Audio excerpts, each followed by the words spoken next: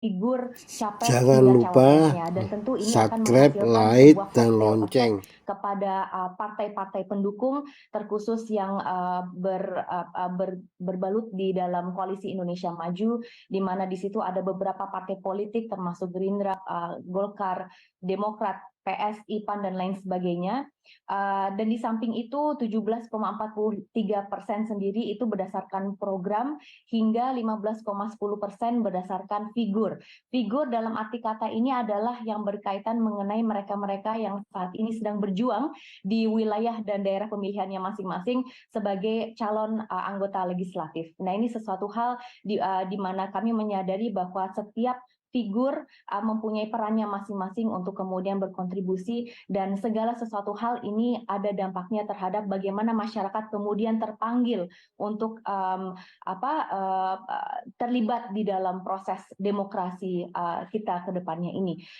Selebihnya juga kami menyadari bahwa alasan masyarakat untuk memilih, ini menarik juga nih Mbak, presiden dan wakil presiden ini semua tertera di dalam survei terbaru ini, bahwasanya Oke, salah satunya Mbak dan Roro, bahkan mayoritasnya Mbak Roro, berdasarkan ya. Mbak Roro, yang menarik boleh disampaikan nanti nggak? Mohon maaf, kami harus jeda dulu soalnya. Nanti kita lanjut lagi ya. Kami akan kembali sesaat lagi.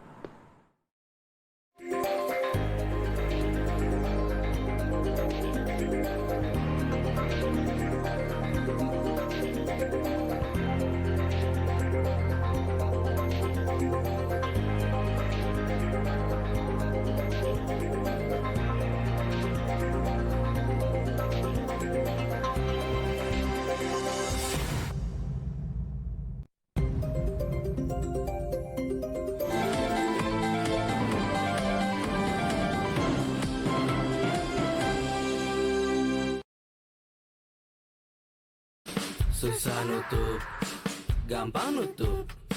Susah mati, gampang mati. Kansai Properti dengan teknologi Jepang, ngecat jadi gampang, hasilnya bikin tenang. Dari Kansai Ben. Saya langsung ke Mbak Roro lagi. Mbak Roro tadi menyoal yang menarik ya soal ketokohan. Boleh dilanjut lagi Mbak Roro?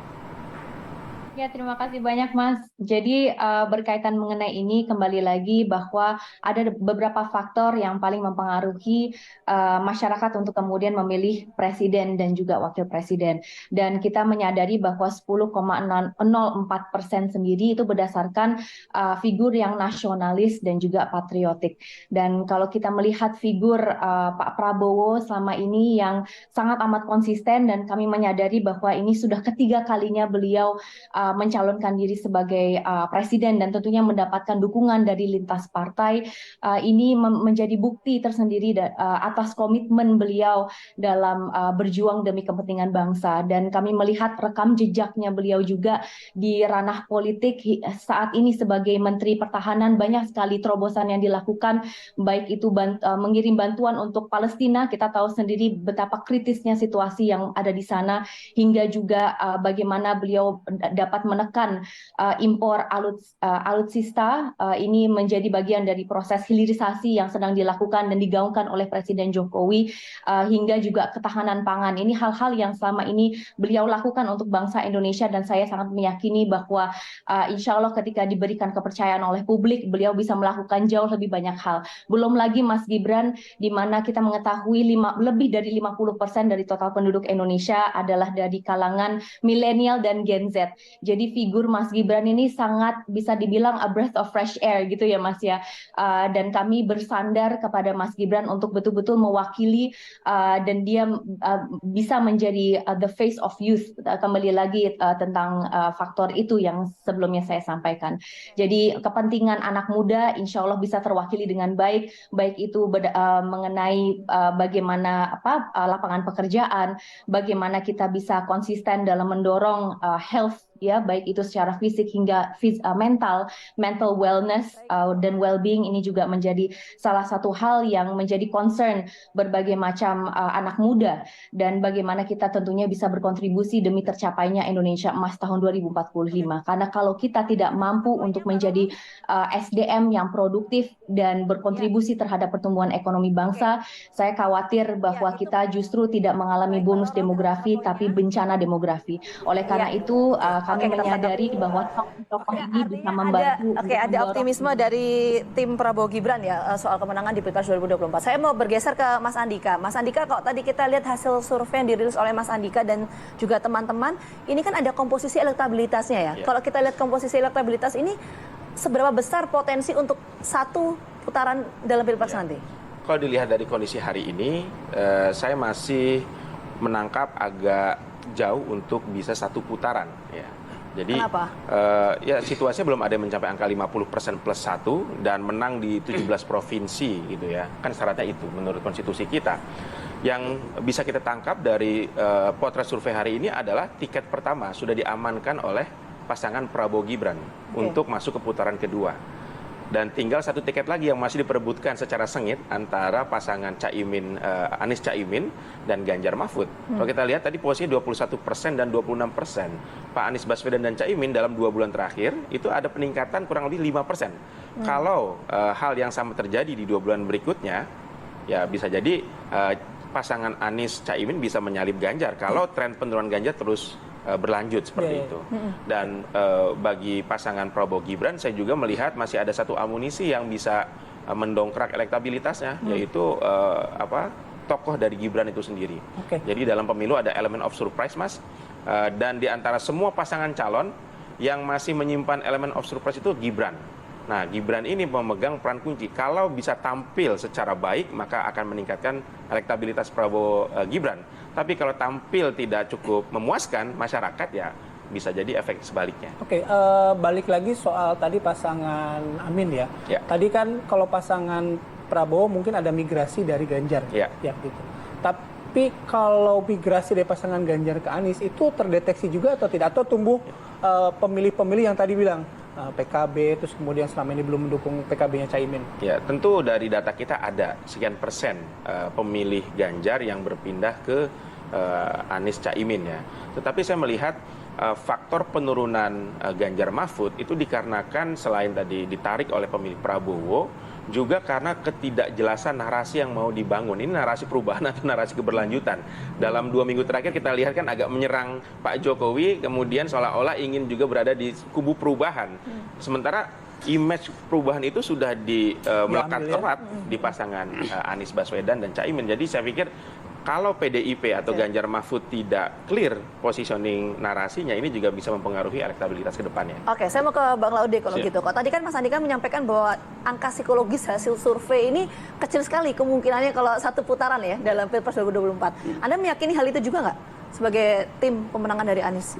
Kalau kami dari pasangan Amin ini tidak terlalu pusing satu putaran atau 2 putaran. Yang terpenting adalah Amin menang.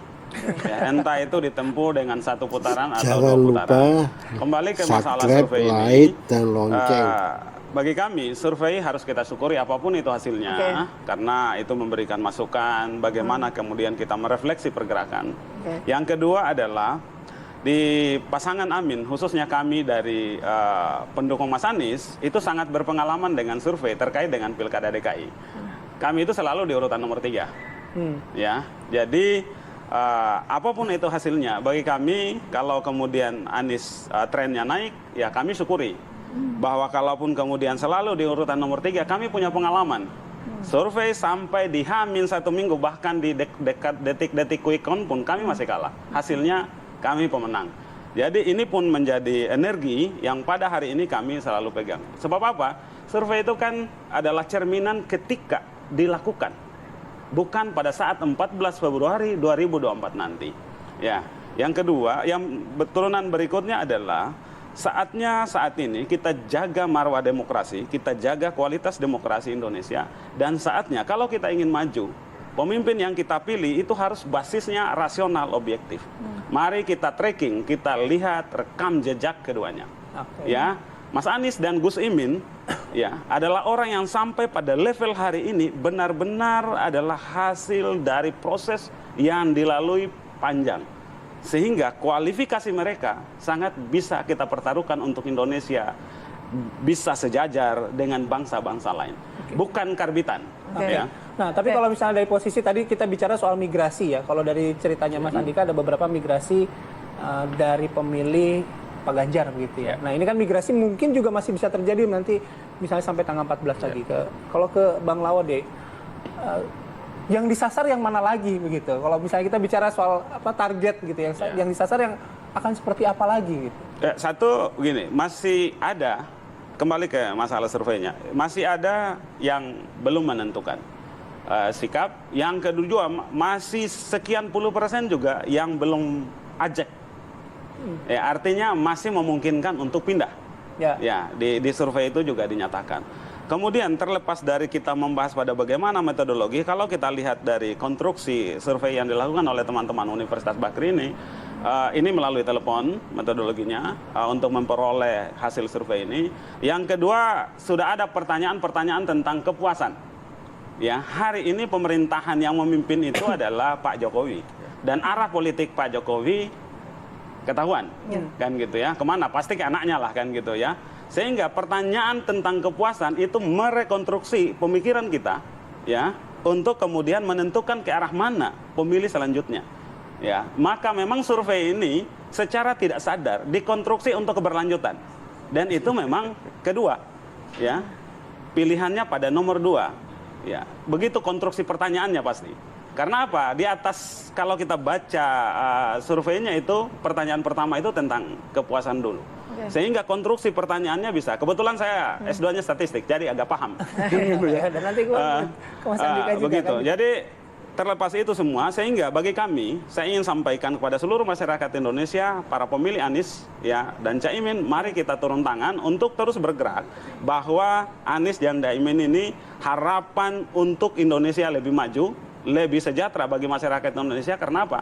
Mereka berdua adalah dalam berbagai perspektif, mari kita adu kualitas dari keduanya. Itu kan langsung ke Mas Andika soal konstruksi tadi gimana, Mas Andika? Jadi pertanyaan tentang kepuasan terhadap pemerintah itu saya pikir pertanyaan netral, tidak ada tendensi kepada satu upaya untuk menggiring ke arah mana. Jadi survei online yang kita lakukan ini pun juga sudah berkali-kali sejak tahun lalu dan kita melihat sebelum kita rilis ke TV One, kita melihat survei ini cukup menggambarkan dan cukup sejalan juga dengan beberapa survei yang dilakukan oleh rekan-rekan lain secara offline. Dan tentu keunggulan ataupun ikhtiar yang kami hadirkan dari Universitas Bakri itu untuk selain menangkap opini masyarakat, juga untuk mengkontrol lembaga-lembaga survei yang lainnya sebenarnya. Jadi kan kalau survei offline itu memakan biaya yang sangat besar sekali, 600 sampai 800 juta. Sementara survei yang kami lakukan ini secara rutin, karena ini dana internal dari penelitian universitas, jadi bisa kita jamin tidak ada intervensi dari pihak manapun. Dan ini murni, dananya murah sekali, sekitar dana penelitian kami 15 sampai 20 juta. Jadi dengan biaya seperti itu bisa kita lakukan 2 bulan sekali. Tapi kalau lembaga survei yang hadir hari ini, secara metodologi itu bisa dipertanggungjawabkan. Tetapi yang banyak perdebatan kan, apakah ini titipan, pesanan sesuai dengan pemodal atau tidak. Saya terakhir mau ke Mbak Roro. Mbak Roro mungkin singkat saja ya, karena waktu kita atau durasi kita terbatas sekali. Kok tadi ini saya fokus atau kita fokus ke soal 1 atau 2 putaran, seberapa optimis kemudian tim pemenangan Prabowo Gibran ini untuk berlangsungnya Pilpres nanti? Kalau Mas Andika tadi menyampaikan kecil kemungkinan untuk 1 putaran. Dalam menyambut sebuah kontestasi politik, tentu kami harus selalu optimis. Ketika disampaikan atau ditanya mengenai 1 putaran, kita harus tetap optimis dan kami optimis. Selain dari itu, kami menyambut baik bahwa adanya tren yang tentunya sangat positif. Tadi kita sampaikan September berapa hingga sekarang menjadi 43,48%. Dan tentu pada dasarnya kita tidak boleh jumawa juga, jadi kita tetap harus bekerja keras.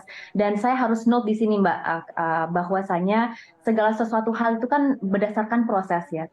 Kita hanya melihat sekarang misalnya hasil survei sekian persen, tetapi di balik semua itu adalah perjalanan rekam jejak politik hingga profesional yang dilakukan oleh kedua calon presiden hingga calon wakil presiden kita ini, Pak Prabowo dan Mas Gibran, yang selama ini sudah bertekad dalam pengabdiannya terhadap bangsa dan negara Indonesia. Mas Gibran kita lihat bahwa sebagai wali kota Solo juga berbagai macam terobosan yang dia lakukan, di mana kadang-kadang tidak terlalu tersorot oleh media ataupun publik karena terlalu fokus terhadap ini anak muda dan tidak pernah terjadi di Republik kita ada anak muda yang kemudian diusung menjadi calon wakil presiden. Kita lihat berbagai macam rekam jejak baik itu dengan bukan tim pemenangan Prabowo Gibran ya, Mbak Roro ya. Terima kasih banyak. Terima kasih. Karena semua paslon pun sangat yakin bahwa akan menang. Entah itu lewat 1 putaran atau 2 putaran. Yang penting menang dulu gitu kan. Oke. Sekali lagi Mbak Roro terima kasih, Mas Andika terima kasih, Bang Laude terima kasih. Terima kasih banyak. Oke, kami jeda, nanti kami kembali dengan informasi. Kita akan bahas soal Piala Jangan Dunia lupa U17. subscribe, like, dan lonceng.